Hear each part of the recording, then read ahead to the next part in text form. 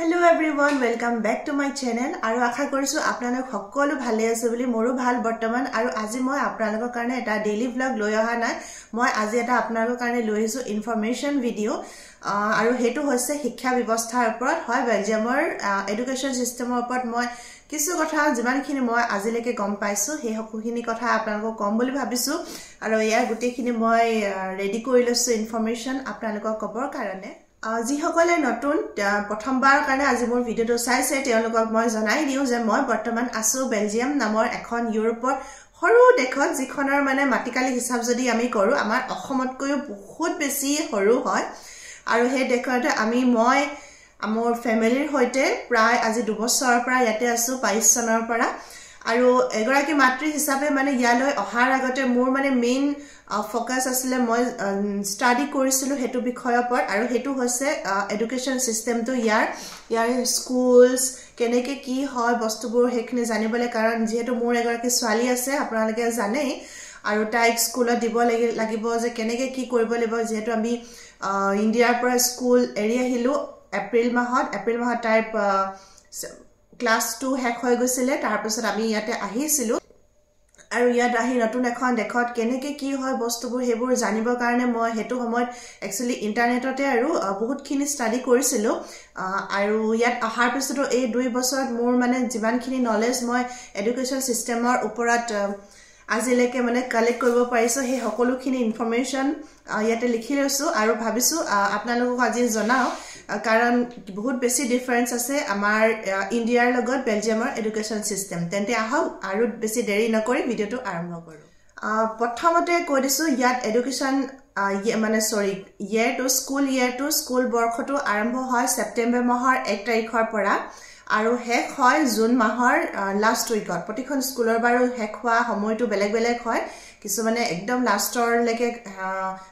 যেটো উইকেন্ড হয় হেতু শুকুবাৰ হয় হেতু লেকে ক্লাস কৰে কিছু মানে তাৰ অলপ আগতে বন্ধ কৰে তেনেকুৱা কিন্তু আৰম্ভ হোৱাটো সকলোৰে ফিক্স যে সেপ্টেম্বৰৰ 1 তাৰিখৰ পৰা ইয়াত সকলোবোৰ স্কুল খুলিব হেতু হৈছে একদম মানে ফাৰ্স্ট পইণ্ট মোৰ কব লগা আৰু কি জানেনে জুন মাহত যে ইয়াত এতিয়া পাহিহেতৰ মানে ফাইনাল এক্সাম চলি আছে আৰু তাৰ পাছতে তাহাতৰ সম্পূৰ্ণ 2টা মাহ ইয়াত বন্ধ থাকিব গৰমৰ বন্ধ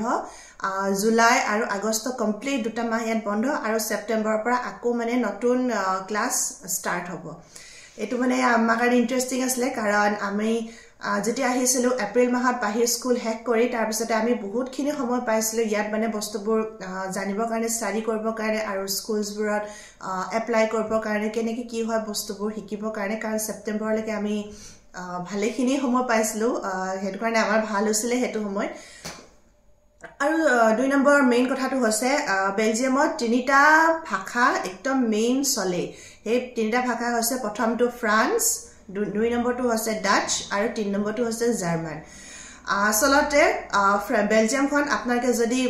মেপত চাই তেনে দেখা পাব যে ফ্ৰান্স নেদাৰল্যান্ড আৰু জাৰ্মানীৰ একেবাৰে মাজত মানে সেপা খাই আছে সেই কাৰণে 3টা সাইডৰ পৰা 3টা ভাষাৰ ইনফ্লুয়েন্স ইয়াত পোৱা যায় আৰু সেই কাৰণে ইয়াত বেলজিয়ামত 3টা ল্যাঙ্গুৱেজৰ মানে স্কুলস আছে গভৰ্নমেন্ট স্কুলস হয় হেবোৰ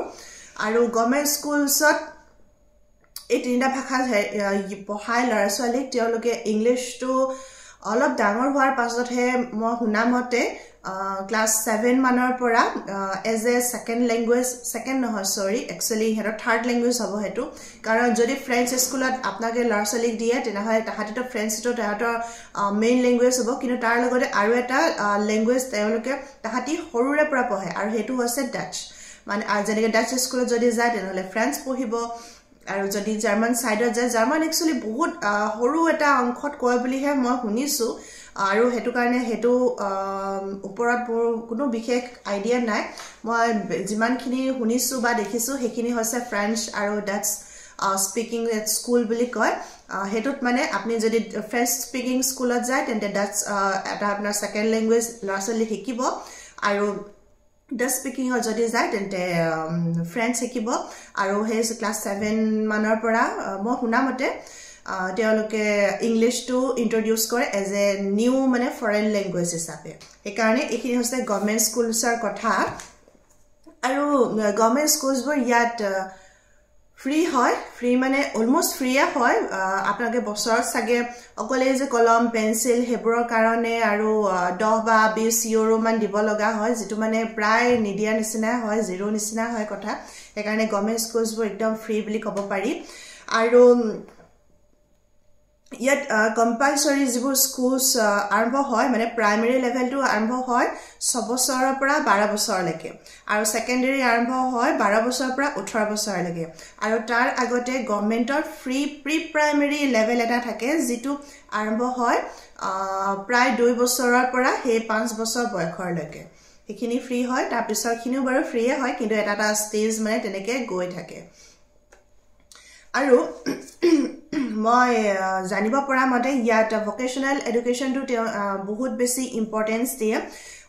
আপোনাকে যদি গভৰ্নমেন্ট স্কুলছত ইয়াত ল'ৰা-ছোৱালী পঢ়ায় তেনেহলে 18 বছৰৰ পৰা 16 বছৰৰ পৰা 18 বছৰলৈকে তাৰ ল'ৰা-ছোৱালীবোৰে নিজৰ ইচ্ছা অনুযায়ী এটা ভোকেশনাল ট্ৰেইনিং ইয়াত ল'ব পাৰে স্পেশাল ধৰক ইন ফিউচাৰ যদি তেওঁলোকে কিবা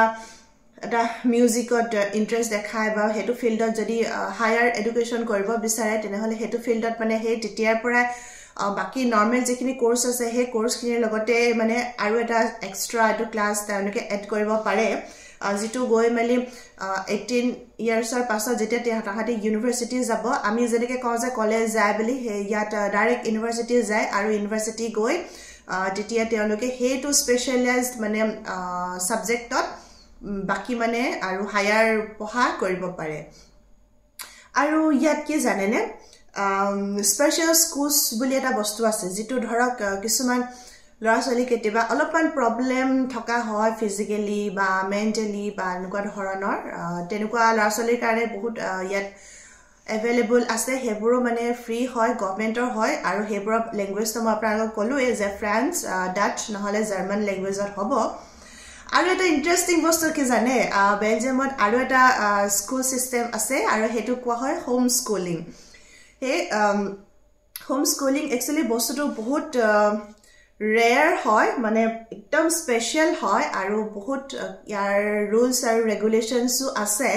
সবৰ কাৰণে এটো একচুয়ালি এভেইলেবল নহয় ইয়াৰ কাৰণে বহুত বেছি মানে আপুনি গভৰ্নমেন্টৰ পৰা এপ্ৰুভেল ল'ব লগা হয় বহুত মানে কিবা কিবি ঢেৰ ৰুলস আছে বুলি শুনিছো কিন্তু মই আজিলৈকে দেখা নাই এই বস্তুটো হোম যেটো স্কুলিং হেতু মাত্ৰ মই শুনিছো হে যে এই ধৰক কিছুমান বহুত কিছুমান কাৰণ থাকে এতিয়া মই কি বুলি কম ধৰক সিকিউৰিটি কাৰণত বা ফিজিক্যালি মেন্টালি হেনেকুৱা কাৰণো হ'ব পাৰে নাজানো কিছুমান মানুহে বিচাৰে যে তেওঁলোকৰ ল'ৰা-ছোৱালীবোৰ সন্তানবোৰ ঘৰতে মানে পঢ়ক বা টিউশন যেনেকৈ আহে আমাৰ ঘৰলৈ আগতে হৰুতে টিউশন কৰিবলৈ যে মাস্টাৰ টিচাৰ্স হে তেনেকৈ আহক আৰু ঘৰতে মানে পঢ়াওক কিন্তু তেওঁলোকৰো মানে হয় ঘৰতে পঢ়াইছে কিন্তু ফুল মানে যেনেকৈ স্কুলৰ যে 1 ঘণ্টা অংক কৰালে 1 ঘণ্টা ইংলিশ পঢ়ালে 1 ঘণ্টা সায়েন্স পঢ়ালে 1 ঘণ্টা খেলিব দিলে 1 ঘণ্টা মানে ফ্ৰী টাইম নিজমতে কিবা কৰিলে একদম ফুল বলে শিডিউল তেনেকুৱা থাকে একচুয়ালি এটো পট মোৰ আইডিয়া নাই মই আকৌ কৈ দিছো মই মাত্ৰ এটো শুনাহে কথা হে কাৰণে আপোনালোকৰ মানে ইন্টাৰেষ্টিং যে ফ্যাক্ট হয় মোৰ কাৰণে ইন্টাৰেষ্টিং হয় আৰু হেতু কাৰণে মই জনাই দিছো আৰু আপোনালোকক আৰু তেওঁলোকৰ মানে ফুল এটা বলে কাৰিকুলাম থাকে যেনেকৈ এতিয়া পাহিহতৰ স্কুলত বলে এটো বয়সৰ ল'ৰা-ছোৱালী ইমানখিনি বস্তু জানিব লাগিব তেনেকুৱা এটা সিলেবাস থাকে কাৰিকুলাম থাকে হে তেনেকুৱা হে একে হোম স্কুলিংৰ ক্ষেত্ৰটো বলে মানে ফুল এটা কাৰিকুলাম থাকে বলে এটো বয়সৰ ল'ৰা-ছোৱালীয়ে ইমানখিনি বস্তু তেওঁলোকে জানিবই লাগিব হে হেনেকুৱা কথা আৰু এটো বস্তু প্ৰথম যেতিয়া মই গম পাইছিলো মোৰ কাৰণে বহুত বেছি মানে এমেজিং আছিল আচৰিত হৈছিল মই যে মানে ওয়াও এনেকুৱা মানে কিবা এটা বস্তু যে মানে থাকিব পাৰে কাৰণ ইণ্ডিয়াত বিশেষকৈ আমি মইতো আজিলৈকে দেখা নাই যদি আপোনালোকে দেখিছে তেন্তে মোক ক'বচোন বাৰু কমেন্টত আৰু নেক্সট পোষ্টটো হৈছে ইয়াত স্কুল আৱাৰ ইয়াত স্কুল আৱাৰটো আমাৰ ইণ্ডিয়াতকে অলপমান দীঘলীয়া কাৰণ ইয়াত ৰাতিপুৱা 8টা বজাৰ পৰা স্কুল আৰম্ভ হয় আৰু প্ৰায় স্কুলবোৰ হেক হয় 3:30 বা 4টা লৈকে মানে আসলতে কি জানে ইয়াত যেটো অফিসৰ সময় অফিস আৱাৰ্স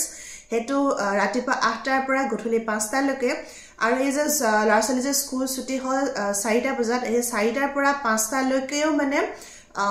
ইয়াত স্কুলত মানে হেৰি দিয়ে তো কি বুলি কয় যেনেকৈ আমি লাৰছালি বুজে ক্ৰেছত ৰাখো তেনেকুৱা ধৰণৰ কথা ইয়াত যিমান সৰু হলো লাৰছালি হে সেম স্কুল আৱাৰ্সে হয় কাৰণ যদি সৰু হয় লাৰছালিবোৰ তেওঁলোকে মানে স্কুলতে খোৱা বুঢ়া পৰা আৰম্ভ কৰি দিনৰ হোৱা হে সকলোখিনি কৰে এটা পাহিহেতে নকৰে বাৰু কাৰণ পাহিহেতে তো ডাঙৰ হল যেটো যে মই যে কৈছো আপোনালোকক প্ৰি প্ৰাইমাৰী বুলি 2 বছৰৰ পৰা 5 বছৰ বয়সলৈকে হে সময়খিনি তেনেকুৱা হয় বলে খোৱা বুঢ়া হোৱা খেলা সকলোখিনি মানে কাম স্কুলতে হয় লাৰছালিবোৰৰ আৰু এটো কথা মানে জানি আমাৰ ইন্টাৰেষ্টিং লাগিছিলে মোৰ বিশেষকে কাৰণ আমাৰ ইণ্ডিয়াটো হে আগতে প্লে স্কুল ধৰ পাহিহেতৰ 2 বছৰ হৈছিলে তাৰ পিছত আকৌ ঘৰলে ঘূৰি আহে এনেকুৱা হৈছিলে কিন্তু ইয়াত নহয় হে মানে ফুল অন মানে অফিস আৱাৰ যিমান দূৰ হ'ব আৰু স্কুলো হিমান দেৰি হয় কাৰণ ইয়াত মাকবোৰো যে চাকৰি কৰে আৰু মাকবোৰকো মানে ফুল্লি সময় এটা লাগে সেই কাৰণে মানে সকলো বস্তু ইয়াত মানে এনেকে বেলেন্সিংত চলে আৰু হেতু কথা জানি মানে বহুত বেছি ভাল লাগিছিলে আমাৰ যে মানে আমাৰ তাতটো আৰু মানে চিন্তা কৰিব লগা বিষয় হেতু কাৰণে আমি আজিলৈকে চাকৰি কৰিবই নোৱাৰিলো লাৰছালি কোট ৰাখিম বুলি আৰু ইয়াত আহি দেখিছে নে ইমান ধুনীয়া ফেসিলিটিজ মানে সবৰ কাৰণে একদম সবেই চিন্তা কৰে আৰু তাৰ পিছত একদম লাষ্টৰ পইণ্টটো হৈছে পাহিৰ স্কুল পাহিয়ে ইয়াত আহি পঢ়িছে এতিয়া প্ৰাইভেট স্কুলত প্ৰাইভেট স্কুলবোৰ ইয়াত মোষ্টলি ইংলিশ মিডিয়াম থাকে কাৰণ চাওক আমি হসু ট্ৰান্সফাৰৰ মানুহ আমি আধাতে যেহেতু আহিছো আধাতে আহি ধৰক ডাইৰেক্ট পাহি এটা ফ্ৰেন্ডছ স্কুলত গলে মানে তাই একো বুজি নাপাব কি পঢ়িব লাৰছালিৰ লগত কেনেকৈ কথা পাতিব টিচাৰৰ লগত কেনেকৈ কথা পাতিব এটা প্ৰবলেম হৈ থাকে আৰু যেহেতু আমি ইয়াত একদম ফৰ এভাৰ কাৰণে নাই সেই কাৰণে মানে এটা আমাৰ কাৰণে অপচন আছে আৰু হেইবোৰ কোৱা হয় প্ৰাইভেট স্কুলছ বুলি আৰু প্ৰাইভেট স্কুলছবোৰ হে মোষ্টলি ইয়াত ইংলিশ মিডিয়াম স্কুল হয় পাহিটো এতিয়া যিখন স্কুলত গৈছে হেখনটো কেথলিক স্কুল হয় মানে অলপমান ৰিজনাল টাইপৰ হয় কিন্তু ফুল্লি বাইলিংগুৱেল হয় তাত মানে তাই ইংলিশো পঢ়িছে আৰু লগতে ফ্ৰান্সৰো পঢ়িছে তাত দুটামান সাবজেক্ট ইংলিশত পঢ়ে তাই আৰু দুটামান সাবজেক্ট তাই ফ্ৰেন্সতো পঢ়ে একচুৱেলি এখন স্কুলৰ মোৰ পাৰ্সোনালি বহুত বেছি পছন্দ হৈছিলে কাৰণ তেতিয়া তাই সাইমল্টেনিয়াছলি মানে সমানকে বেলেন্সিংত দুইটা ল্যাঙ্গুৱেজ সমানে শিকি যাব পাৰিব ইংলিশটো বাৰু তাই জন্মৰ পৰা শিকা হেতু কোনো প্ৰবলেম নাই মোৰ কিন্তু ফ্ৰেন্সটো যে তাই লগে লগে শিকি যাব পাৰিব ডাইৰেক্ট ফ্ৰেন্স স্কুলত গলে তাই বহুতখিনি প্ৰবলেম হ'ব সেই কাৰণে মই জানি বুজি এখন স্কুল চয়েস কৰিছিলো